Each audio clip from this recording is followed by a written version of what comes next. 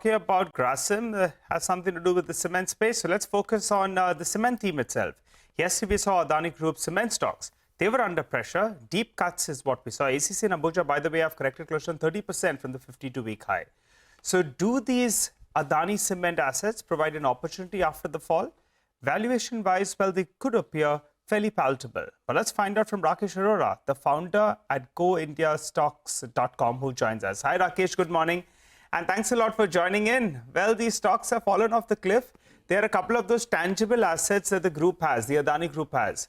Do you think that they're providing an entry opportunity? I ask you this because a few months ago, we did see that these stocks fell off the cliff. And from there, we had a big rally. Your take? So, Nigel, Ambuja Cement, etc., do look cheap, and they have fallen quite a lot as compared to their peers. And in the recent past, they have done really good as acquisitions. So 2 years back, when Adani's took over Ambuja, since then they've added 43% in terms of capacity. So that's a massive, increase. Plus, the cost reductions have also been quite impressive as compared to the other players in the industry. So I think fundamental wise, there's nothing much to worry. It's a good, asset to own. Having said that, it's difficult to call what's going to happen on the case which came out on Adani yesterday. But one thing, which stands out that among all their assets, I think probably this is the one which is the least impacted. It's quite well funded, and historically we've seen cement companies don't really need too much of external capital. They can grow. They don't really have too much of regulatory issues to deal with. So I think if one has to take a bet on the whole group, maybe this is one of the safer assets to look at. Okay, all right. So would you be a buyer though at current levels, Rakesh? And what would the pick be? Ambuja Cements is trading at a discount in comparison to what it normally trades at, while ACC is trading below replacement cost. But it's for a reason, because profitability is lower out there. How would you approach them? So clearly, meaning market perceives that there could be short-term volatility, and if there's some adverse decision making at the court case that we are seeing, probably some of the FIs might be forced to sell. That can, give stock a little bit more supply to deal with. So if one is not worried too much about the volatility, valuation-wise, it looks decent. All right. What is the pecking order, though? The big boy UltraTech Cement. I remember when Adani's made the foray into the cement industry, people were saying UltraTech is going to be in trouble. Well, actually, it's gone from strength to strength. It's done organic growth. It's done inorganic growth as well. And it's nearer to its highs that we have seen. Instead of playing ACC Ambuja, would you rather play UltraTech as well as Shree Cement? So, see, UltraTech is working like a well-oiled machinery. They have gone from strength to strength, and they've delivered, and that's why the valuation and, So if somebody wants a steady, 12, 13% kind of CAGR return, UltraTech is the stock to go to. If you need more excitement in your life, I think Ambuja has more to offer on that.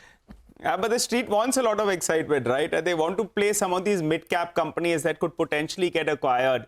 We have seen the Adani Group gone into some trouble even in the past, but that inorganic growth trend did continue. They went and picked up a couple of assets and decent side assets as well. Do you think that consolidation theme takes a bit of a backseat? And anything you like from the mid-cap universe, mid-small cap universe? So I don't think, acquisition will slow down materially. Meaning we have seen that acquisitions have happened at regular interval. Every few months, they've been able to acquire some decent asset. So it started with Sanghi, then Penna, and now Orient, which was, an excellent acquisition. I think now there are only 2 or 3 large ones which are left, Heidelberg and probably some assets of JP are still there, which are of decent size, between more than 10 million ton. Others are very small assets, so it doesn't really matter that much. So consolidation, I think, will continue. Maybe there might be a lull of a few months here and there, but what we need to keep in mind that most of the acquisitions are happening between $80 to $100. So if the assets are good, maybe $100, and if assets are a little bit weaker on the side than $80, So investors can take a cue from this range and decide accordingly. Yeah, got that. I remember the management of Shree Cement talking about this. They were with us on the channel just a couple of days back, saying that they'd rather not pay too much above that amount that you just mentioned, the reference rate in the market. But Rakesh, hi, morning, Surabhi here. So, I mean, the consolidation aside, what about the actual demand and supply situation? Because things have not improved. It's been so many quarters, right? Offtake has been weak. There's no sign of any kind of a price hike. And first it was the monsoon, and then the narrative was that the government is not spending. Now second half is supposed to be better. We're already in second half. So what's going on? I mean, in terms of just the business on ground, and what do you expect over the next couple of months? So fortunately, after the weak first half, we are seeing green shoots in terms of demand. So October was probably, I think, 5-6% demand growth.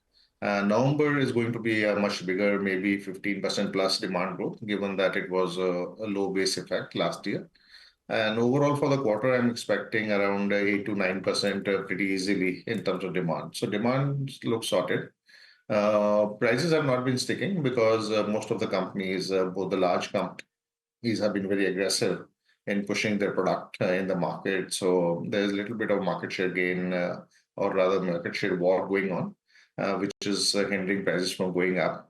But there will be benefit from this, volume growth which is coming in. So margins sequentially will improve by say 100 odd to 150 rupees per ton. Going into Q4, I think price increases will also come through because government ordering is now going to pick up, and probably Q4 a lot of people will rush to complete their budgets. So at that time, I'm expecting that margin should also recover. So this is a seasonal cyclical play, we all know, and buying in Q2 or Q3 and selling in Q4 or Q1 of next year is a seasonal trade that most investors should do. All right, Rakesh, we'll leave it there. Good speaking with you, and we don't need more excitement, as you said. There is enough and more to set the pulse racing. Thank you.